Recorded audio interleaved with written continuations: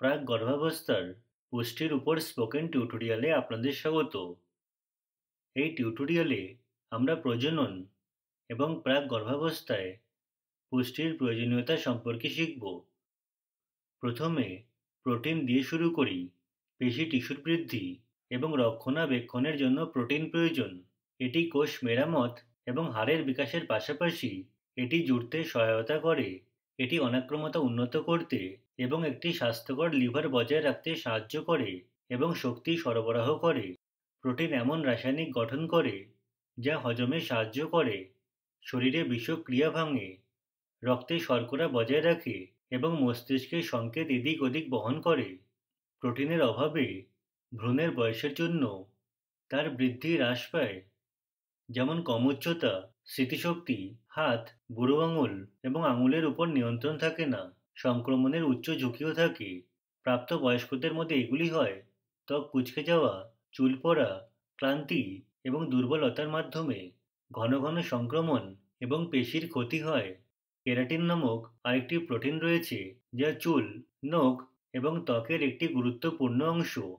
মজার বিষয় হল প্রোটিন অ্যামিনো অ্যাসিড নামক ভিন্ন ভিন্ন পদার্থ দিয়ে নির্মিত। মোট 22টি অ্যামিনো অ্যাসিড রয়েছে, যার মধ্যে 9টি অ্যামিনো অ্যাসিড খাদ্য থেকে নিতে হবে। এখন আমরা দুই ধরনের প্রোটিন দেখি: সম্পূর্ণ প্রোটিন এবং অসম্পূর্ণ প্রোটিন। পূর্বে উল্লিখিত 9টি অ্যামিনো অ্যাসিড প্রাণীর প্রোটিনে রয়েছে, তাই প্রাণীজ প্রোটিনকে সম্পূর্ণ প্রোটিন বলা হয়। উদ্ভিদ ভিত্তিক প্রোটিনে এই 9টি প্রয়োজনীয় অ্যামিনো অ্যাসিড কম মাত্রায় থাকে, যেমন খাদ্যশস্যে লাইসিন এবং ডালে মেথিওনাইন কম থাকে। তাই বিভিন্ন উদ্ভিজ্জ প্রোটিন একত্রে গ্রহণ করা গুরুত্বপূর্ণ। শস্য এবং ডাল একসাথে খাওয়া উচিত, কারণ তাতে যথেষ্ট পরিমাণে প্রয়োজনীয় অ্যামিনো অ্যাসিড থাকে। এখন আরেকটি পৌষ্টিক উপাদান ফ্যাট সম্পর্কে জানব। সুস্বাস্থ্যের জন্য আমাদের ভালো প্রকৃতির চর্বি খাওয়া উচিত। কিছু চর্বি যা শরীর বানাতে পারে না, যেমন ওমেগা 3 ফ্যাটি অ্যাসিড, তাই এগুলি ডায়েট থেকে নেওয়া উচিত। এই চর্বি হার্টের ভালো স্বাস্থ্য বজায় রাখে, শরীরের প্রদাহ কমাতে এবং গর্ভবতীর সম্ভাবনা উন্নত করতে সাহায্য করে। তারা শিশুর অকাল জন্মের ঝুঁকিও কমায় এবং শিশুর বুদ্ধিমত্তা বৃদ্ধি করে। প্রোটিন এবং চর্বি সম্পর্কে জানার পর আমরা ভিটামিন এ সম্পর্কে জানব। ভিটামিন এ চোখ সুস্থ রাখতে সাহায্য করে। এটি কোষের বৃদ্ধি নিয়ন্ত্রণ করে। এটি গর্ভাবস্থার সম্ভাবনা বাড়ায় এবং প্রাক গর্ভাবস্থায় অনাক্রম্যতা উন্নত করে। ভিটামিন এর মতো ভিটামিন বি কমপ্লেক্সও জীবনের সব পর্যায়ে নারীদের শক্তি এবং স্বাস্থ্যের জন্য গুরুত্বপূর্ণ। সকল বি ভিটামিনের মধ্যে প্রথমে ভিটামিন বি6 অর্থাৎ পাইরিডক্সিনের সম্পর্কে দেখব। ভিটামিন বি6 পাইরিডক্সিন স্নায়ুতন্ত্রের কার্যকারিতার জন্য প্রয়োজন, যার ফলে মস্তিষ্কের বিকাশ উন্নত হয়। এটি গর্ভাবস্থা সম্পর্কিত বমি বমি ভাব থেকে মুক্তি দেয়। আরেকটি পৌষ্টিক উপাদান হল ভিটামিন বি12, যা ফোলেট এবং কোলিনের সাথে অ্যানিমিয়া এবং নিউরাল টিউব ত্রুটি প্রতিরোধে সহায়তা করে। নিউরাল টিউব ত্রুটি হল জন্মগত ত্রুটি যা গর্ভাবস্থার প্রথম মাসে শিশুর মেরুদণ্ড এবং কেন্দ্রীয় স্নায়ুতন্ত্রকে প্রভাবিত করে।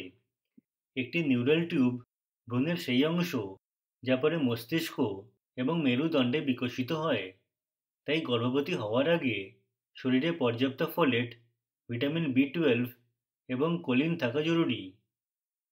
ভিটামিন বি12 এর অভাবে রক্তাল্পতা, বন্ধ্যাত্ব এবং গর্ভপাত হয়। এখন আরেকটি গুরুত্বপূর্ণ পৌষ্টিক উপাদান ফোলেট সম্পর্কে জানব। এটি ভিটামিন বি9 নামেও পরিচিত, যা শরীরে সুস্থ কোষ বানাতে সাহায্য করে। এই কোষগুলি ফুসফুস থেকে শরীরের সকল অংশে অক্সিজেন বহন করে। গর্ভবতী মায়েদের মধ্যে ফোলেটের অভাব রক্তাল্পতা এছাড়া মস্তিষ্ক এবং মেরুদণ্ডের হারে প্রভাব করে, যাকে নিউরাল টিউব ত্রুটি বলে। নিউরাল টিউব ত্রুটিগুলি একই টিউটোরিয়ালে আগে ব্যাখ্যা করা হয়েছে। আমরা এখন আয়রন সম্পর্কে জানব। যা রক্তে হিমোগ্লোবিন বানাতে এবং ভ্রূণের বৃদ্ধির জন্য প্রয়োজন। গর্ভাবস্থায় হিমোগ্লোবিনের নিম্ন স্তরের কারণে এগুলি হতে পারে: উচ্চ রক্তচাপ, অকাল প্রসব, জন্ম থেকে শিশুর কম ওজন এবং গর্ভপাত। হিমোগ্লোবিন অন্যান্য টিস্যু এবং কোষগুলিতে অক্সিজেন পরিবহনে সহায়তা করে। হিমোগ্লোবিন বা আয়রনের কম মাত্রার ফলে রক্তাল্পতা হয়। মাসিকের কারণে মহিলাদের মধ্যে আয়রন কম হতে পারে। কৃমির উপদ্রব, খাবারে ফ্যাটি অ্যাসিড এবং অক্সালেটের কারণে আয়রনের শোষণ কম হয়। তাই ফ্যাটি অ্যাসিড এবং অক্সালেট কমাতে এবং পুষ্টির শোষণ বাড়ানোর জন্য রান্না করার আগে এটি করুন, যেমন ভেজানো, অঙ্কুরিত করা, রোস্ট করা এবং গাজন করা। আয়রনের ঘাটতির ফলে অ্যানিমিয়ার লক্ষণ হল ক্লান্তি এবং শক্তির অভাব, শ্বাসকষ্ট, হৃদস্পন্দন বৃদ্ধি এবং ফ্যাকাশে ত্বক। আয়রনের সাথে ভিটামিন সি সমৃদ্ধ খাবার খান, কারণ এটি আয়রন শোষণে সাহায্য করবে। ভিটামিন সি রোগ প্রতিরোধ ক্ষমতা বাড়িয়ে সংক্রমণ করায়। এরপর আমরা ক্যালসিয়াম এবং ভিটামিন ডি এর গুরুত্ব জানব। ক্যালসিয়াম খাওয়ার পরামর্শ দেওয়া হয় কারণ এটি হাড়ের বিকাশে সাহায্য করে। ভ্রূণের হাড় এবং দাঁতের বিকাশের জন্য ক্যালসিয়াম প্রয়োজন। ক্যালসিয়ামের কম মাত্রার কারণে হাড় দুর্বল হতে পারে। মনে রাখবেন, শরীরে ক্যালসিয়াম শোষণ করতে ভিটামিন ডি প্রয়োজন। ভিটামিন ডি পাওয়ার সর্বোত্তম উপায় হল সকাল 11টা থেকে 3টে পর্যন্ত 15 থেকে 20 মিনিটের জন্য সূর্যের আলোতে থাকা। এরপর আমরা কোলিন সম্পর্কে জানব। কোলিন শিশুর মস্তিষ্কের বিকাশের জন্য গুরুত্বপূর্ণ কারণ এটি স্মৃতিশক্তি এবং মনোযোগ বৃদ্ধি করে। কোলিনের অভাবে প্রাপ্তবয়স্কদের মধ্যে ফ্যাটি লিভার হয়। গর্ভপাত এবং ভ্রূণের নিউরাল টিউব ত্রুটি, যা এই টিউটোরিয়ালে আগে ব্যাখ্যা করা হয়েছে। এখন জিঙ্কের গুরুত্ব শিখি।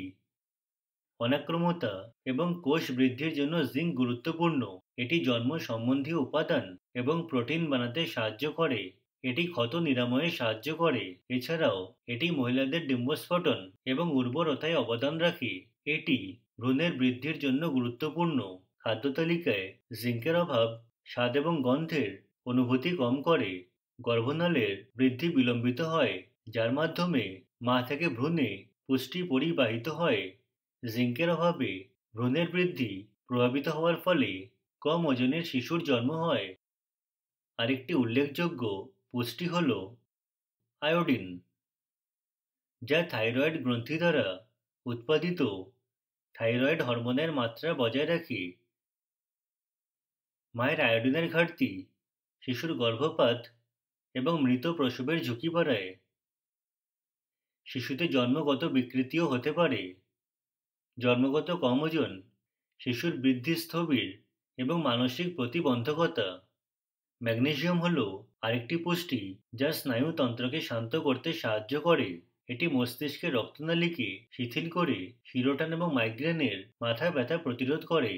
এটি সুস্থ রক্তচাপ এবং হার্টের ছন্দ বজায় রাখে। এটি জিনগত উপাদান উৎপাদনে সাহায্য করে এবং হাড়ের বিকাশ বাড়ায়। স্বাস্থ্যকর গর্ভাবস্থার জন্য স্বাস্থ্যকর পুষ্টি ছাড়াও মদ্যপান ছাড়তে হবে, যার ফলে গর্ভপাত বা দুর্বল ভ্রূণ হতে পারে। এছাড়াও তামাক এড়িয়ে চলতে হবে। সিগারেট, ওষুধ, নিজে থেকে ওষুধ, বেশি চিনি দিয়ে চা এবং কফি, জাঙ্ক ফুড এবং মিষ্টি পানীয়ের অত্যাধিক ব্যবহার। এই জিনিসগুলি প্রজনন স্বাস্থ্যকে প্রভাবিত করে গর্ভাবস্থায় বিরূপ প্রভাব ফেলতে পারে। গর্ভবতী হওয়ার আগে ওজন নিয়ন্ত্রণ করা গুরুত্বপূর্ণ। কম ওজনের মহিলাদের গর্ভাবস্থার 7 থেকে 8 মাসের মধ্যে ছোট বাচ্চা বা আগে জন্মানো বাচ্চা হয়। এই ধরনের শিশুরা অকাল মৃত্যুর ঝুঁকিতে থাকে। অন্যদিকে অধিক ওজনের মহিলাদের গর্ভকালীন ডায়াবেটিস এবং রক্তচাপের উচ্চ ঝুঁকি রয়েছে। এটি নবজাতকের জটিলতার কারণ হতে পারে। তাই গর্ভবতী হওয়ার আগে ওজন বজায় রাখতে মহিলাদের স্বাস্থ্য সেবা প্রদানকারীর সাথে দেখা করা উচিত। এর পাশাপাশি নিরামিষ এবং বা আমিষ জাতীয় একটি স্বাস্থ্যকর সুষম খাদ্য গ্রহণ করা খুবই গুরুত্বপূর্ণ। মনে রাখবেন, সকল আমিষ জাতীয় খাবার protein, omega 3 fatty acid, vitamin B 12, vitamin B 9, zinc, iron, calcium, choline এবং ভিটামিন ডি সমৃদ্ধ। প্রাণীজ খাদ্যের পাশাপাশি উদ্ভিজ্জ খাবার যেমন ডাল, বাজরা, রাগি, বাদাম এবং বীজ রোগ প্রতিরোধ শক্তি, পেশি, লিভার, হাড়, চুল, ত্বক, চোখ এবং মস্তিষ্ক গঠনে সাহায্য করবে। এগুলি ছাড়াও দুগ্ধজাত দ্রব্য শিশুর হাড় এবং দাঁত গঠনে সহায়তা করবে। বিকল্পভাবে শাকসবজি এবং বীজও ক্যালসিয়াম সমৃদ্ধ, যা শিশুর হাড় এবং দাঁত গঠনে সাহায্য করে। শাকসবজির মতো ফলও ভিটামিন সি সমৃদ্ধ এবং এগুলো সাহায্য করে অনাক্রম্যতা উন্নত, আয়রন শোষণ করা এবং সংক্রমণ প্রতিরোধ করতে। মহিলার উর্বরতা এবং শিশুর বৃদ্ধির জন্য অন্যান্য আমিষ জাতীয় খাবারের সাথে মটরশুঁটি, বাদাম এবং বীজ খাওয়া উচিত। মাছ, দুগ্ধজাত খাবার এবং ডিমের মতো বিভিন্ন আমিষ খাবার এবং প্রাণীজ খাবার স্বাভাবিক থাইরয়েড হরমোন বজায় রাখতে সাহায্য করে, বৃদ্ধি উন্নত এবং শারীরিক ত্রুটি প্রতিরোধ করে। বাদাম এবং বীজ ম্যাগনেসিয়াম সমৃদ্ধ এবং স্নায়ুতন্ত্রের কার্যকারিতা এবং পায়ের শিরোটান প্রতিরোধের জন্য প্রয়োজনীয়। এটি আমাদের এই টিউটোরিয়ালের শেষে নিয়ে আসে। আইআইটি বম্বে থেকে আমি বিদায় নিচ্ছি। অংশগ্রহণের জন্য ধন্যবাদ।